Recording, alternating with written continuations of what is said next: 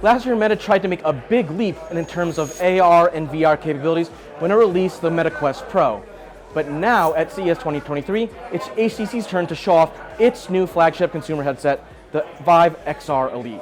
With a starting price of $1099, the XR Elite is a little bit cheaper than the Meta Quest Pro, but it delivers a lot of the same features. So one nice thing about the Vive XR Elite is that it has the pass-through camera, so even though I'm playing a game, I can still see our wonderful cameraman Joel over there, which delivers that full mixed reality experience. You're not just siloed into just VR or AR, you do get both. On the inside, you get new displays with 2K resolution per eye with a 90 Hz refresh rate. So once again, very similar to the Quest Pro. But one thing I really like is just how light and easy it is to use. It weighs right around 650 grams, which is significantly lighter, and when you put it on, it's definitely more comfortable. Compared to my use with the Quest Pro, sometimes I'd get almost a bruise on my forehead because of how tight you had to wear it and how heavy this thing is. Now, HTC tries to distribute the weight better because you have the optics in front, and then you have a battery pack around back, and it's just really easy to put on. There's a simple knob in back for tightening the headband, and then if you look down bottom, there's a simple slide for adjusting IPD. Now, one interesting thing is that for people who wear glasses, this might not be the best choice because there's so little room between your eyes and the lenses, you can't wear glasses. So that's why you have adjustable magnification on the inside. The problem with that is it only extends to certain levels of prescriptions. So if you have a really nearsighted prescription, this thing might not work for you. So right now I'm playing a game called Hubris, which is a game that's already released and it's available on other VR platforms, including PSVR. But obviously one of the nice things about the improved performance of the Vive XR Elite is that now I can play this completely standalone, all in the headset. I'm not tethered to a device, there's no wires, I don't have to be connected to a PC.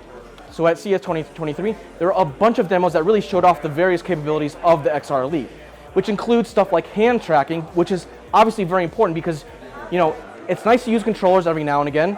And the controllers, if you've, seen Vive stuff before, very similar to what we got in the past. But because there's hand tracking, you get that a little bit more immersion, and there's a little bit less of a learning curve depending on the app too, which is also really nice. In Maestro, we were able to conduct an orchestra, so I had a controller in one hand, and then I was pointing to various, string sections to cue them in time with the game. There's also a game, Rezo, which is sort of like Beat Saber, but for athletes, and it was kind of testing a reaction time, and it was really nice because, you're not trapped in VR, so you don't feel as alone as you might if you're just in a black void playing a game off by yourself. That also extended to another game like Yuki, where I'm seeing monsters spawn out of a portal, and I'm moving around, but I'm also interacting with the room around me. And once again, I don't feel as isolated as I might if that's just in a pure VR game. Now, obviously, this thing has just come out, and so there's going to be a little bit of a learning curve and a little bit of a wait time for developers to create new apps and software to really take advantage of this new hardware. And that's something that I mentioned in my review of the Meta Quest Pro last year. But the nice thing is now, with the upcoming release of the Vive XR Elite, HTC finally has something that it can really go toe-to-toe against with the Meta Quest Pro. That said, there are a few things missing.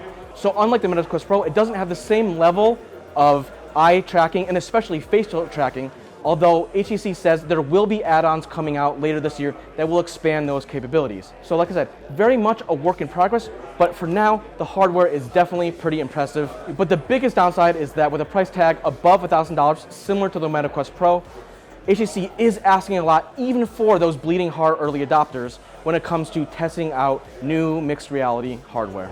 But that's it for now.